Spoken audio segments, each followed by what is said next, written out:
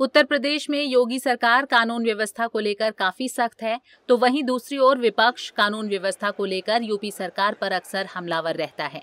लेकिन अब national crime report bureau यानी कि एनसीआरबी ने साल 2021 के क्राइम के आंकड़े जारी किए हैं। उसके अनुसार पूरे देश में सांप्रदायिक हिंसा के 378 मामले दर्ज हुए हैं। उसमें से उत्तर प्रदेश में सिर्फ 1 मामला दर्ज हुआ है, जबकि बिहार में 51, महाराष्ट्र में 100, झारखंड में 77 और हरियाणा में 40 मामले दर्ज हुए हैं। वहीं इस मामले में 5वें नंबर पर राजस्थान है।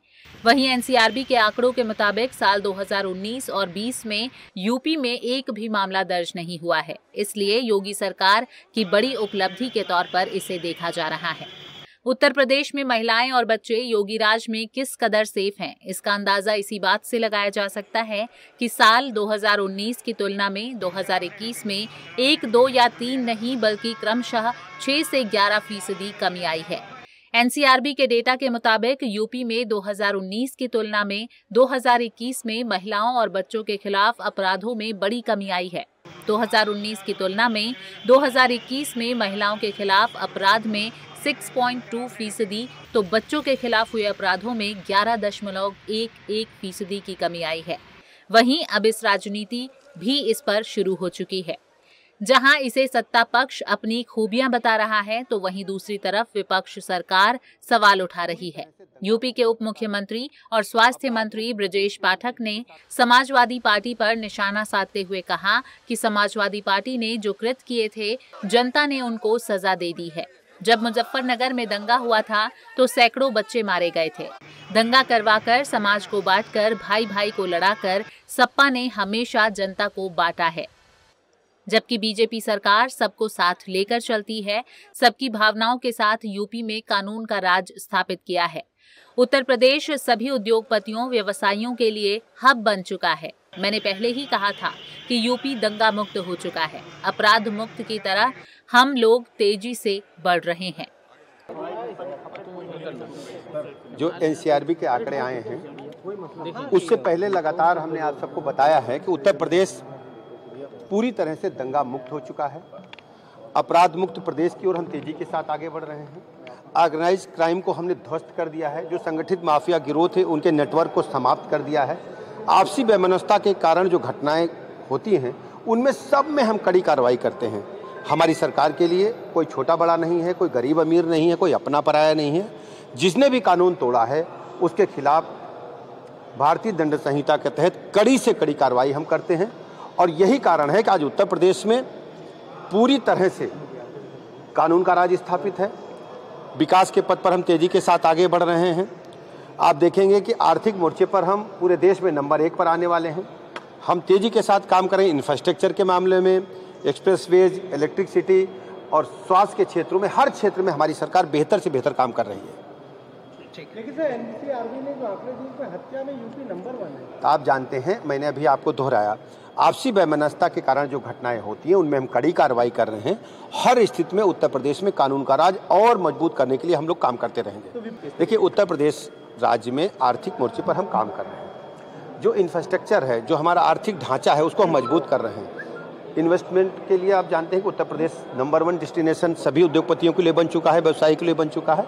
और इस दिशा में हम नंबर 1 पर आएंगे। शीघ्र ही आप देखेंगे, जब आंकड़े आर्थिक मोर्चे के प्रकाशित होंगे, तो उत्तर प्रदेश राज्य पूरे देश में नंबर 1 पर आएगा। वहीं यूपी के मुख्यमंत्री केशव प्रसाद मौर्य ने एनसीआरबी की रिपोर्ट पर बयान देते हुए कहा है कि मैं स्वागत करता हूं, यूपी की कानून व्यवस्था आंकड़ों पर नहीं, धरातल पर चुस्त और दुरुस्त है। जहां बीजेपी वहां सुशासन, जहां गैर बीजेपी वहां कुशासन। वहीं उन्होंने सपा के मुखिया अखिलेश यादव पर कहा कि अभी भ्रष्टाचार की इमारत एक गिरी है, उससे वो चिंतित हैं। यूपी में कानून से खिलवाड़ करने वाले बख्शे नहीं जाएंगे। आंकड़ों में ही नहीं, धरातल पर भी उत्तर प्रदेश की कानून व्यवस्था इतनी दुरुस्त है, चुस्त है, व्यवस्थित है कि आज उत्तर प्रदेश की जनता नहीं केवल अपराधी भयभीत रहता है। भूमाफिया हो, खनन माफिया हो, शराब माफिया हो, नकल माफिया हो, जो माफिया किस्म के लोग हैं, उनको भय लग रहा है आज की स्थिति में।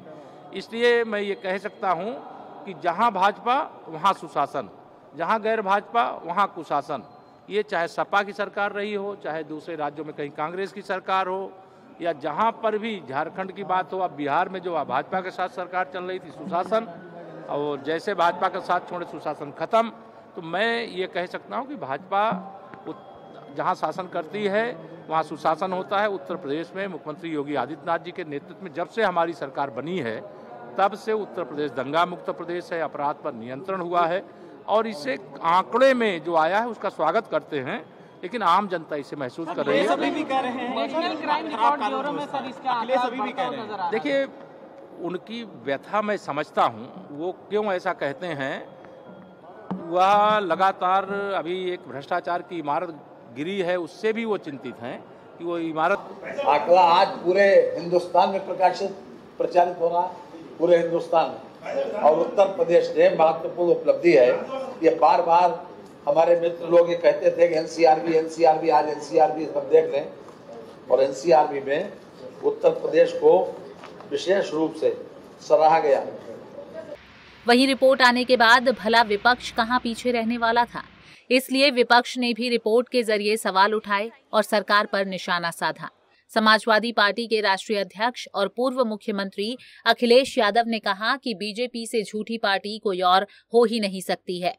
जिस प्रदेश में महिलाओं के साथ अपराध में इजाफा हुआ है, सबसे अधिक पुलिस हिरासत में मौतें हुई हों, वो दंगा मुक्त होने की बात करती है।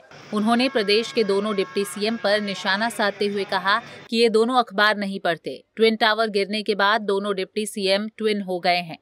भारतीय जनता पार्टी झूठ बोल रही है, और जो अखबारों में मैंने पढ़ा है, एनसीआरबी का आंकड़ा ये कहता है कि पूरे देश में 15% इंक्रीज हुए महिलाओं के ऊपर उत्पीड़न अन्याय बढ़ा है।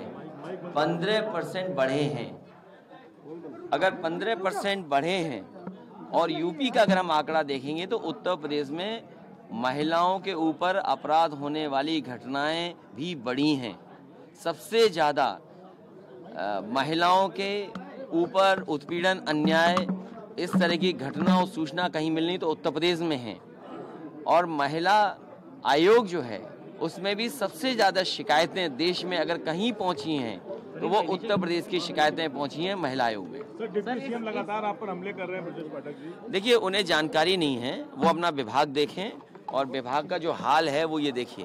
अगर उनके विभाग के बारे में लिखा जाए लाचारी है, स्टेज कोई दिन नहीं बचता है जहां पर अस्पतालों की दुर्दशा की खबरें ना आती हों। कभी पिता अपने बेटे को ले जा रहा है, बेटे अपने बाप को ले जा रहा है, कहीं पति अपनी पत्नी को इलाज के लिए जा रहा है, कहीं बुजुर्ग अपने परिवार के साथ।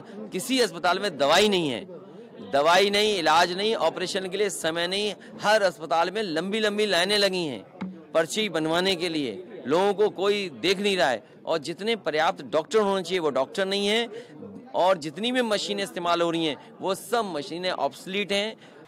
वहीं भला इसमें कांग्रेस भी कहां पीछे रहने वाली थी, इसलिए कांग्रेस ने भी यूपी सरकार पर निशाना साधा है। कांग्रेस के प्रवक्ता अंशु अवस्थी ने कहा कि एनसीआरबी के आंकड़ों में हेराफेरी करने से सच नहीं बदल जाएगा। मुख्यमंत्री जी, आपकी असफल कार्यशैली से प्रदेश अपराध और अपराधियों की भेंट चढ़ गया है। प्रदेश में चाहे बच्चों के ऊपर अपराध हो, चाहे महिलाओं के ऊपर हो, या नौजवानों की आत्महत्या की घटनाएं हो, तथ्यों में हेराफेरी करने से सच नहीं बदल जाता। सच्चाई ये है कि देश में लगातार बच्चों पर अत्याचार बढ़ रहा है, महिलाओं के प्रति आपराधिक घटनाएं भाजपा सरकार में बढ़ रही हैं, और सबसे ज्यादा दलितों पर अत्याचार सरकार में बढ़ रहा है, खास तौर से उत्तर प्रदेश में। पूरे देश में 1,49,404 घटनाएं बच्चों के प्रति अपराध की हुई, जिसमें उत्तर प्रदेश में 1 नंबर पर 500 एक्ट में मुकदमे दर्ज हुए। तो ये दर्शाता है कि सरकार बच्चों के प्रति अपराध को रोक नहीं पा रही। महिलाओं पर सबसे ज्यादा उत्तर प्रदेश में अत्याचार हुआ।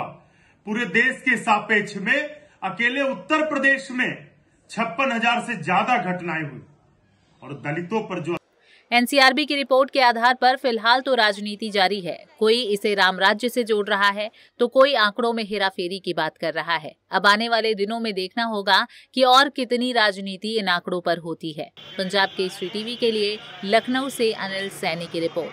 हमसे जुड़े रहने के लिए हमारे YouTube चैनल को सब्सक्राइब करें और नई वीडियो की नोटिफिकेशन के लिए बेल आइकॉन को दबाएं। अगर आप ये वीडियो Facebook पर देख रहे हैं तो लाइक जरूर करें और ज्यादा से ज्यादा शेयर करें। धन्यवाद।